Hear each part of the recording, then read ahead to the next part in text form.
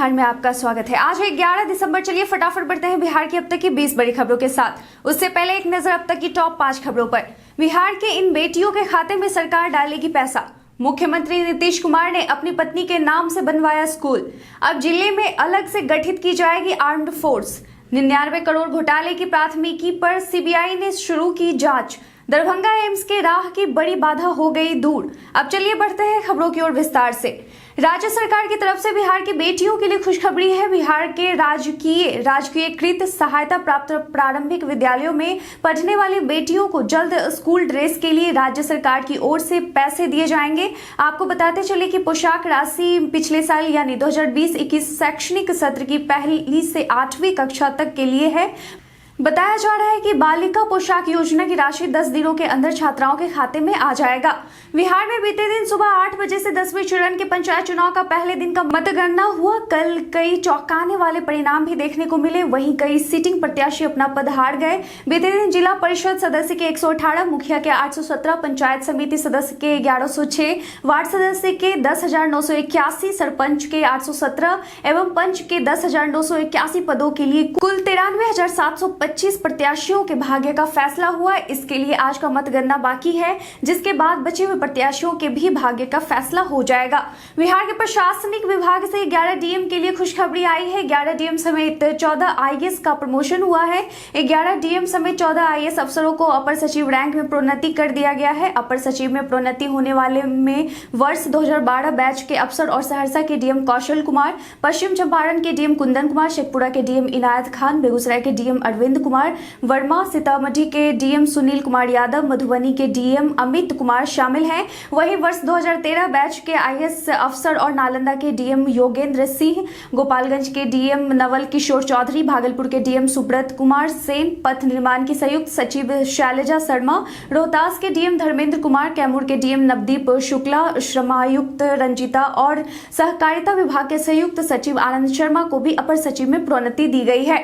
मुख्यमंत्री नीतीश कुमार बीते दिन बख्तियारपुर प्रखंड में 1 दर्जन योजनाओं का शिलान्यास एवं उद्घाटन किया। मीडिया में चल रही खबरों के अनुसार मुख्यमंत्री अपनी पत्नी मंजू सिन्हा की याद में बख्तियारपुर क्षेत्र में एक योजना को जनता को समर्पित किया। बताते चले कि बख्तियारपुर प्रखंड क्षेत्र में मुख्यमंत्री नीतीश कुमार ने बीते दिन 1 दर्जन योजनाओं का शिलान्यास एवं उद्घाटन किया। इनमें एक विद्यालय से जुड़ी योजना है, जिसका नामकरण मुख्यमंत्री की पत्नी के नाम पर किया गया है, जिसका नाम मंजू सिन्हा बालिका उच्च विद्यालय है।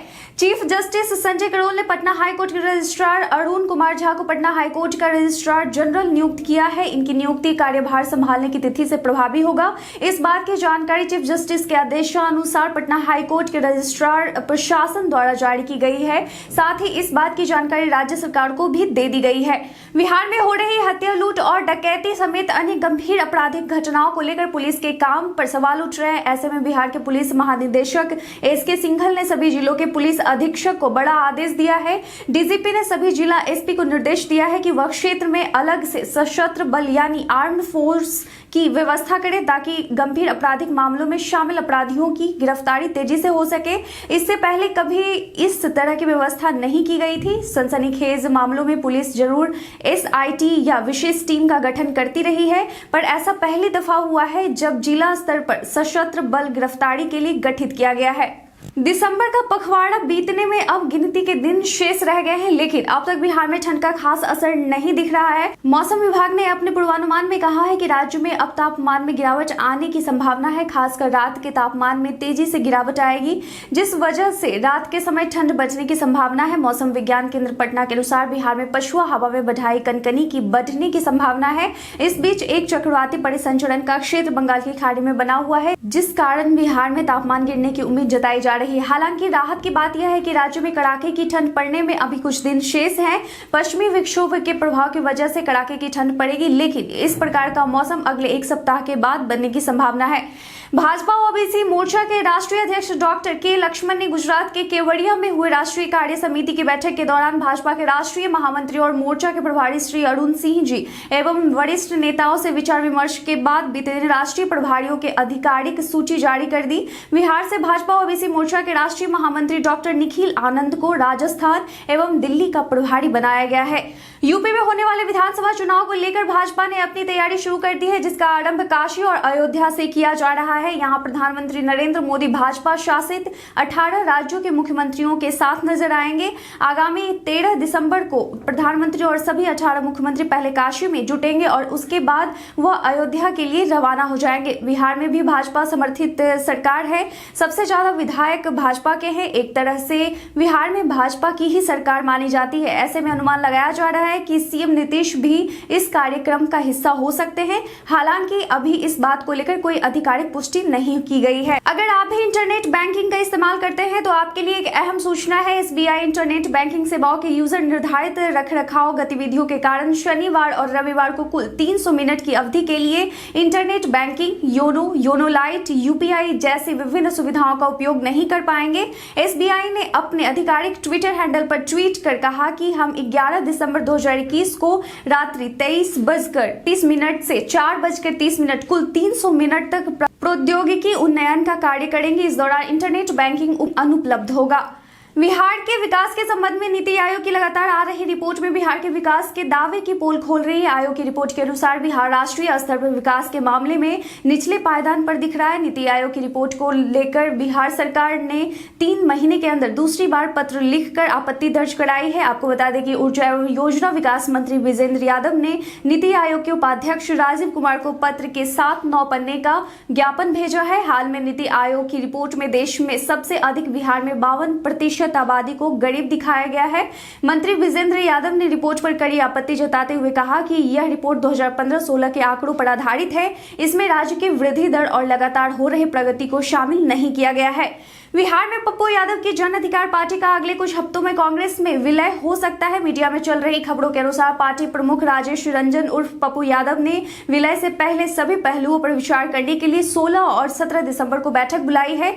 ज्ञात हो कि नेता पप्पू यादव ने पहले ही 2 दिसंबर को पार्टी की सभी समितियों और विंगों को भंग कर दिया है और इसकी घोषणा प्रदेश अध्यक्ष राघवेंद्र कुशवाहा ने की थी। समितियों और विंगों को भंग करना विलय का संकेत था। इसके साथ कोई भी किसी भी पद पर नहीं है। बिहार पुलिस अधीनस्थ सेवा आयोग बीपीएसएससी ने 10 दिसंबर 2021 को Bihar police SI admit card 2021 जारी किया। उम्मीदवार बीपीएससी की आधिकारिक साइट bpssc.bih.nic.in के माध्यम से एसआई और सार्जेंट एडमिट कार्ड डाउनलोड कर सकते हैं। प्रारंभिक परीक्षा 12 दिसंबर यानी कल 2 पालियों में आयोजित की जाएगी।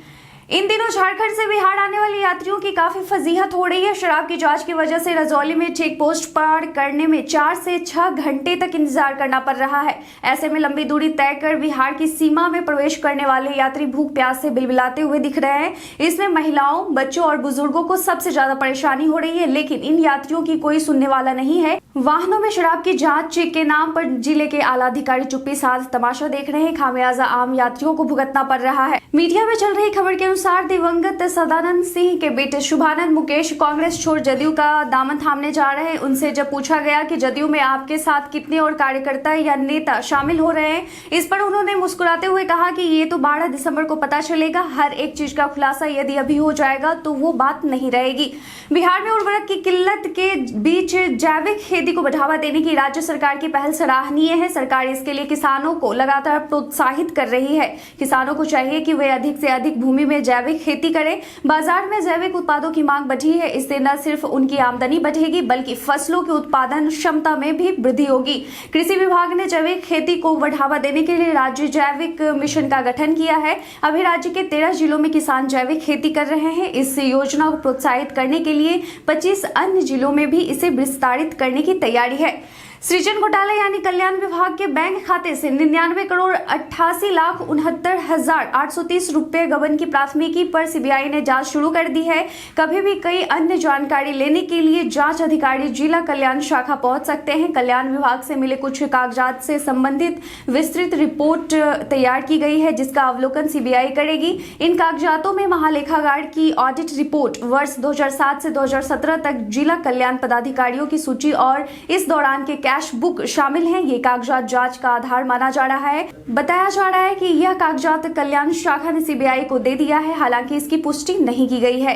राजगीर में शनिवार यानी आज से आयोजित होने वाले 3 दिवसीय आयुर्वेद पर्व की तैयारी पूरी हो गई है। इंटरनेशनल कन्वेंशन सेंटर में इसका उद्घाटन शनिवार को मुख्यमंत्री नीतीश कुमार करेंगे। बताया गया कि 3 दिनों के पर्व में देश भर से 1500 आयुर्वेद विशेषज्ञ शामिल होंगे। कुछ विशेषज्ञ नेपाल और अन्य देशों से भी आएंगे।